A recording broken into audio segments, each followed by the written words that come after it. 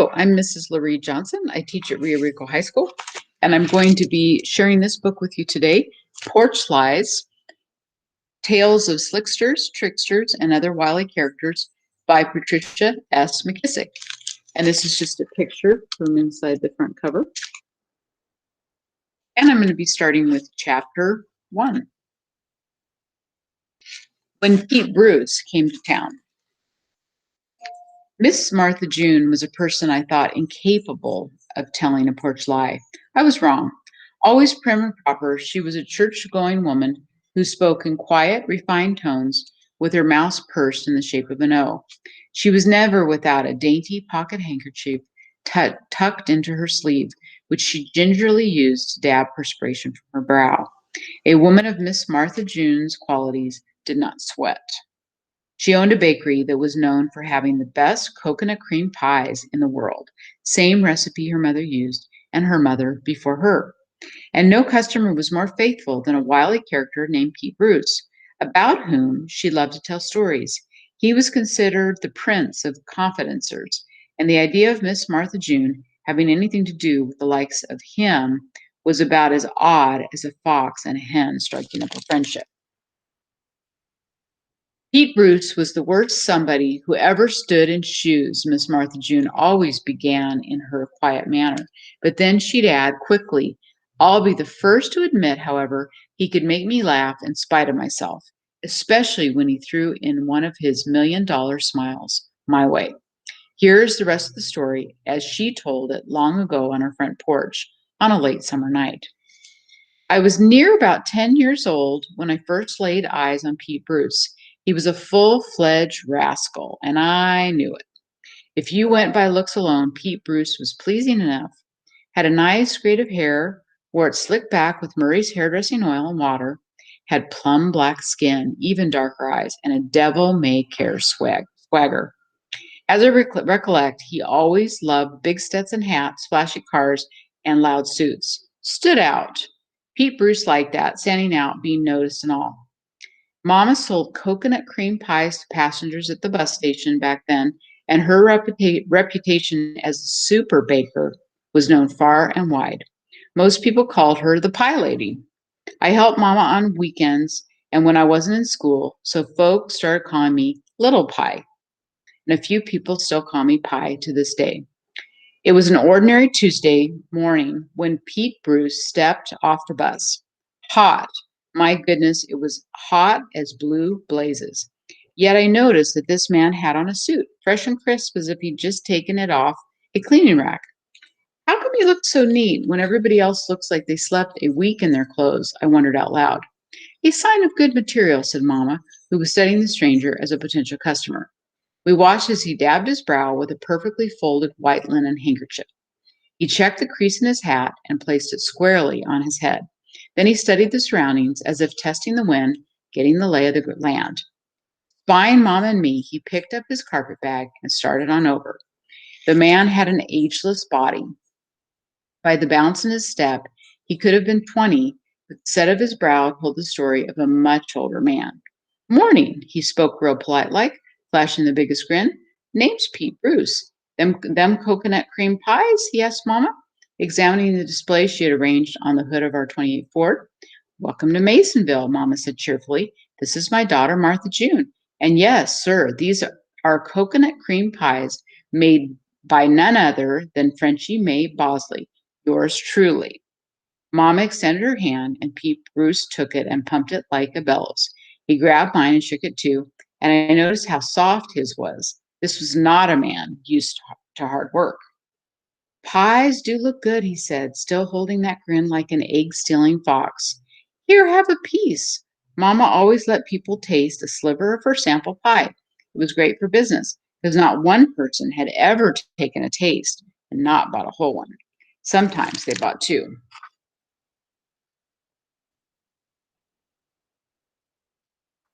And here is a picture of Bruce.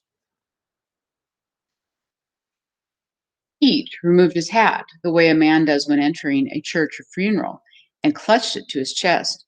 No, ma'am, he said, ever so courteously. What's the matter, Mom said, sounding sympathetic. You got sugar? He shook his head, lowered his eyes, and leaned on one foot and then the other. No, ma'am, I ain't diabetic, he sighed heavily. Well, what then? Mama was curious now. I mean no disrespect, Miss Frenchy, but there's a lady over in Steelville, Miss Mary. She bakes the best cream pies in the world. Mmm. Closed his eyes as if eating one right then. I have no doubt that your pie is delicious, but if you just can't, it just can't be as good as Miss Opal Mary's. Mama's back stiffened. How can you say that without having eaten mine? She replied curtly. Pete Bruce went back to shifting his weight from one foot to the other, eyes cast downward. I'm sure your pies are fine, ma'am, but I'd rather not disappoint the last memory I have of Miss Opal Mary's rich, creamy, oh so sweet coconut cream pie. Mama was beside herself. I assure you, young man, there is no way in the world you would be disappointed if you ate a slice of my pie. Can't be sure, Pete said, looking like it made him sad to say it. Quickly, Mama cut a small wedge from her sample pie. She shoved it at Pete Bruce. Slowly, as if it pained him to do so, he put the whole thing in his mouth and chewed on it with his eyes closed. He moaned. Well, sir, said Mama confidently, tell me the truth. Wasn't that the best thing you ever put in your mouth? Pete Bruce opened his eyes and shook his head. I wish I could say, but what? Pete shrugged. I'm confused. It's hard to tell whose is better, yours or Miss Opal Mary's. I spec, said Mama. Your taste buds are mighty confused if you can't tell the difference between my pie and that other what's her name. Mama cut an even larger piece then, offering Pete a seat on the running board of our car. She handed it to him. She watched him bite into the creamy filling and flaky crust and chew it slowly. Mama, I whispered, trying to warn her, you're not going to let him get away with. Hush, Mama said, dismissing me with a wave. Pete Bruce swallowed and smacked his lips. Well, he said, licking his fingers, I must say, Miss Frenchy, that was mighty good, but don't say it. Don't you say it. Mama held up a warning hand. She seemed almost desperate. Here, have one more slice. Then she reached inside her apron for some money and sent me over to the store to get a pint of milk. Mama, I tried to protest, but she shot me a look that said, you'd better do it or else. So I did. As I headed toward the grocery store, I heard Mama say, a little milk will bring out the flavor, immediately adding, not that my pie needs any help. Soon as I was back, my Mama shoved another huge slice at Pete Bruce, along with a whole bottle of milk. He polished it all off in no time flat. Then Pete gave Mama one of those special smiles. Ma'am, I do believe you got Miss Opal Mary beat by a country mile. Mama's face lit up like a sunbeam. I hadn't seen her so happy since little Junior won the spelling bee the year before. Pete kissed the back of her hand like a real fine gentleman in the movies, and I think Mama actually giggled. Once again, Frenchie Mae Bosley was the undisputed best coconut cream pie baker in the county. Pete Bruce popped a toothpick in his mouth, slung his carpet bag over his shoulder, and started away. Turning back, he smiled at me, tipped his hat, and winked. In that instant, I knew that he knew he hadn't fooled me one bit. The rascal turned out to be one of Mama's best customers, and later on, when Mama passed and I opened my bakery, he became my best customer. Pete Bruce. Nothing but an old confidencer. Yes, he was, but he could always make me smile in spite of myself. Yes, he could. This is the next chapter. It's titled Change. Mr. Jesse Primo was a universal life insurance agent and a wonderful storyteller. Whenever he came to North Nashville to collect premiums, he made our house his last stop for the day. Mama Frances' sister, Aunt Will, had taught Mr. Primo at Tennessee State before it was a university. They loved to reminisce about another time and place. During one such visit, Mama Frances told Mr. Primo that all she had to pay her $1 premium was a $100 bill. She asked if he could make $99 and change. Immediately, Mr. Primo started laughing. Tears rolled down his cheeks, and his whole body shook with wave after wave of laughter. We didn't know what had overtaken Mr. Primo, who was usually as pressed and proper as his dark suit, conservative tie, and crisp white shirt.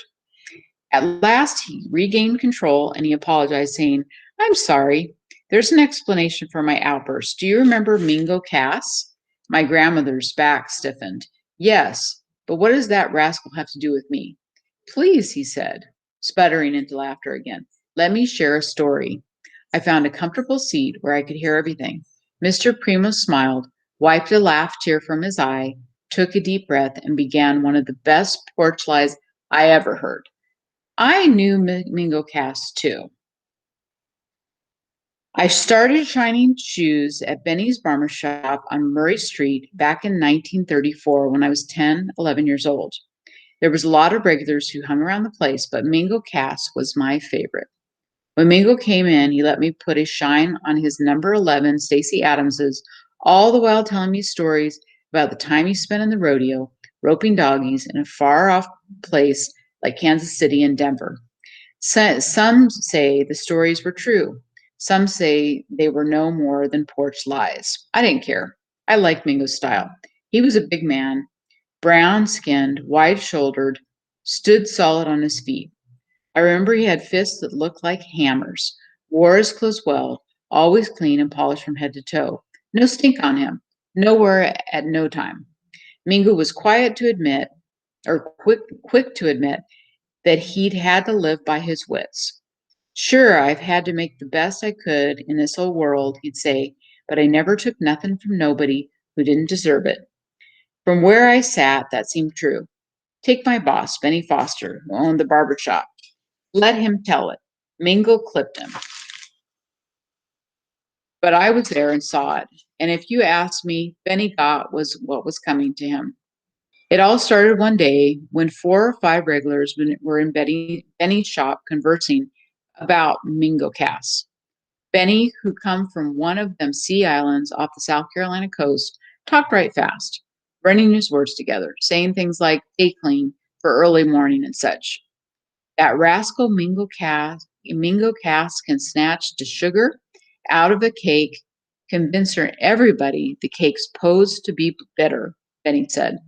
Yeah, he's a slickster, all right," agreed Wallace May, one of the shop flies. I hate to tell this on myself, but Mingo bet me 50 cents that it was raining.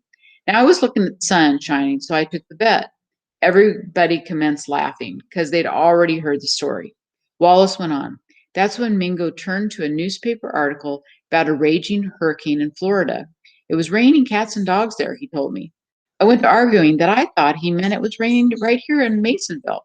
Course. He threw them cold, hawkish looking eyes on me and say, Wall, that's what he calls me, Wall, why would I bet you that it was raining here when we can both see that the sun is shining?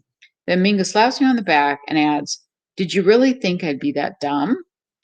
"No, well, yes, I mean, no," I sputtered. "Fact is, I didn't know what to say, so I just shut up and paid it." There were rounds of thigh slapping and hee-hawing all around the place. I wasn't sure if Wallace's buddies were laughing with him or at him. No matter, it was a funny story. And I laughed too. None of it was funny to Wallace. "Do you realize how hard 50 cents is to come back by these days?" he asked. "I sure do," I put in. "I'd have to shine 5 pairs of shoes to make that kind of money." Sam Perkins took the floor next. He hitched up his pants, then clicked his teeth. "Mingo Cass got me once." He took a toothpick out of his mouth and commenced using it as a pointer. We both had part-time work over at the quarry. One day, round noon 30, Mingo suggested we eat lunch together. I should have known better, but I dropped my guard. Since Mingo was driving, I jumped out, bought 2 meatloaf sandwiches and 2 soda pops down at Sadie's place. Paid for both, figuring we'd square up later. Mingo drove us over to the bluffs, and we watched the river traffic go by whilst we ate. After we finished, I says, "The sandwich is 15 cents and a nickel for the soda pop." Mingo dug round in his pockets. "Man," he says, "I thought I had, hey, all I got is $100 bill. You got change?" $100? Ain't you heard?" I shouted.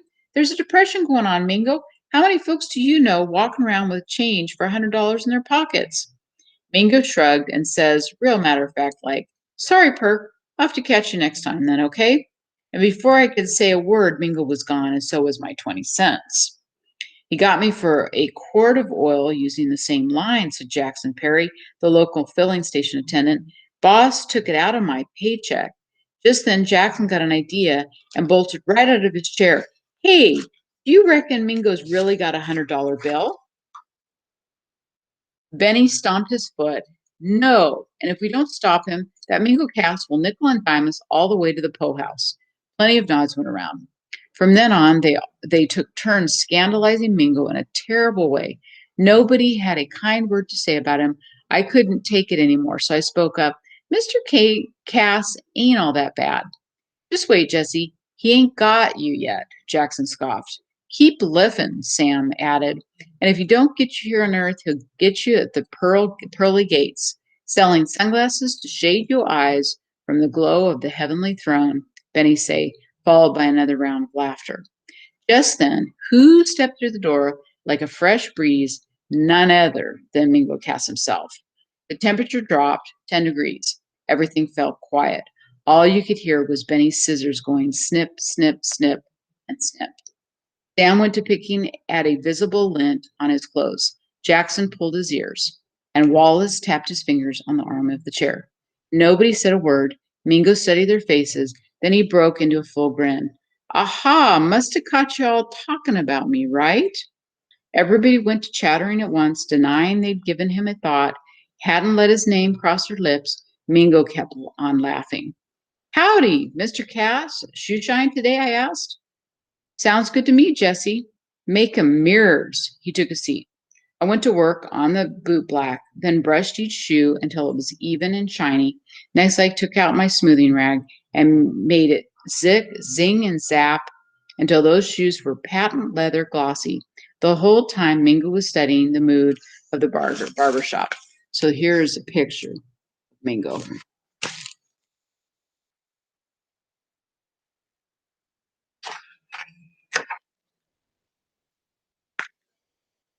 10 cents, Mr. Cass, I said when finished.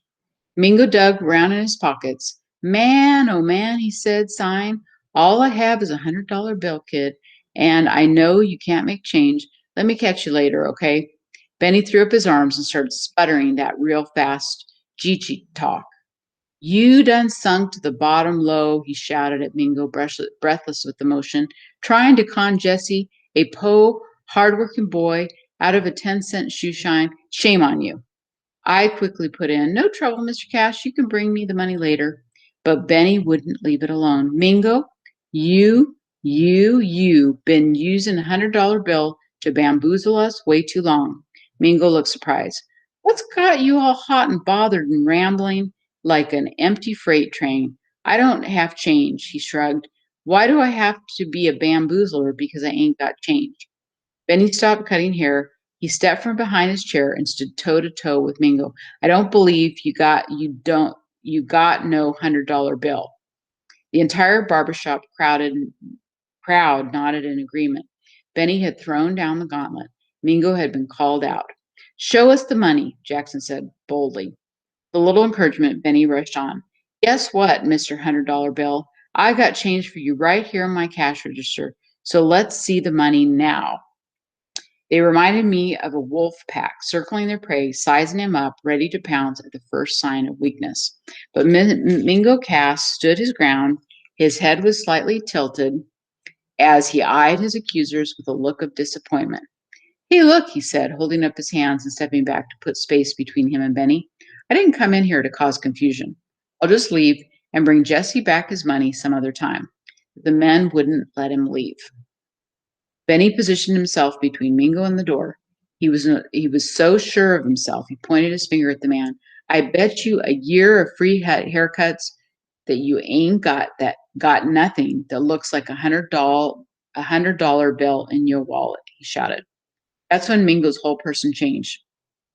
The humble and conciliatory posture evaporated. Though he was still smiling, his eyes changed to those of a predator. If Benny had been observant, he would have seen that he was now the prey. I'll take the bet, Mingo said, as cool as spring water.